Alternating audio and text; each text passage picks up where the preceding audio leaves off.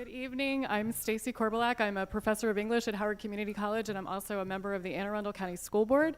And I'm here to talk about the concept of Saranasthana in our K-16 classrooms. First, some background. Last fall, I was on sabbatical from Howard Community College, and I traveled to the western suburbs of Delhi to the Rangpuri slums, where a slumlord had allowed the Delhi government to dump trash on the land, complete with potbelly pigs.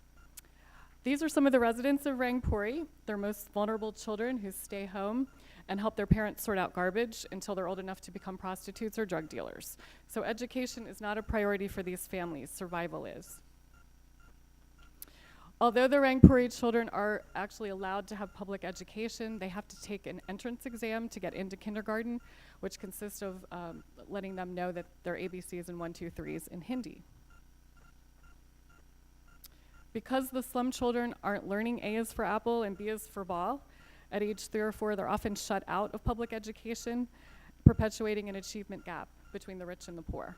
Fortunately, an NGO stepped in to help. This is the Life Counts Now Remediation Center in Rangpuri. About 40 children from the slums go there each day for about 4 hours a day to learn their ABCs and 1, 2, 3s in Hindi and English. And when I visited, there were children there between the ages of 3 and 12.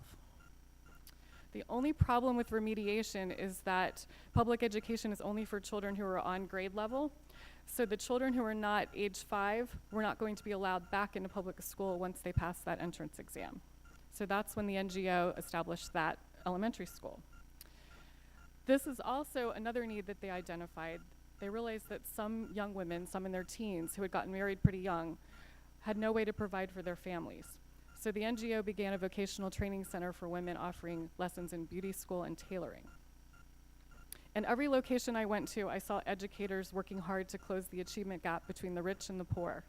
They made school a place where students felt welcome by creating this concept called Saranasthana, which is the definition of sanctuary refuge.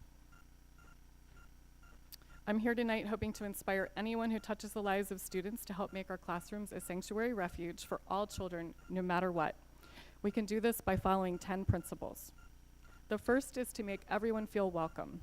As I mentioned earlier, these children were not welcome in the Delhi public school system unless they were the right age and the right intellect. That would not be the case in a Saranasthana classroom. Number 2, we need to address basic needs first.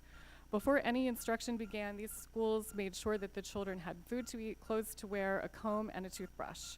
Everyone was given these things. The school never assumed that they had access to them at home.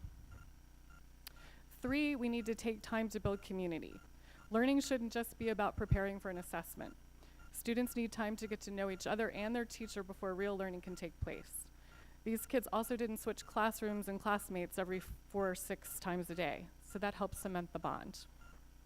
Number 4, we need to allow for something I call flexi-paced remediation. There was no 15-week semester or 180-day school year in these schools. Students who grasped the concepts early could move on. Those that needed more time were allowed to have it.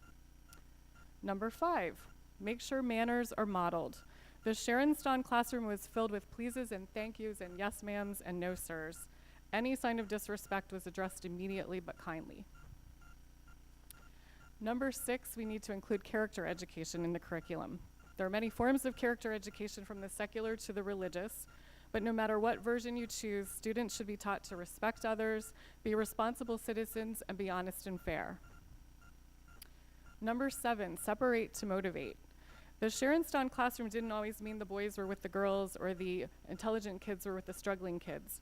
Sometimes we need to be with similarly situated students in order to get over a hurdle. Number 8, we need to make assessments practical. There was no paper and pencil test in these schools. These students welcomed pretend customers like me into their salon for a day, while the instructor assessed them doing everything from eyebrow threading to bridal makeup. Number 9, we need to take inspirational field trips. What better way to inspire students living in poverty to become the president of their country than to take them over to the presidential palace? Help your students see themselves somewhere other than where they are today. And number 10, endless encouragement. A kind word is a powerful word. When you see a student doing something well, no matter how small, tell them. Who wouldn't find sanctuary refuge in a classroom filled with Bada boys and You Go girls? Parents, teachers, and students, won't you join me in helping eliminate the achievement gap by bringing some Saranasthana into our classrooms here in Baltimore, particularly during the vulnerable middle school years? After all, education is the most powerful weapon which you can use to change the world. Thank you.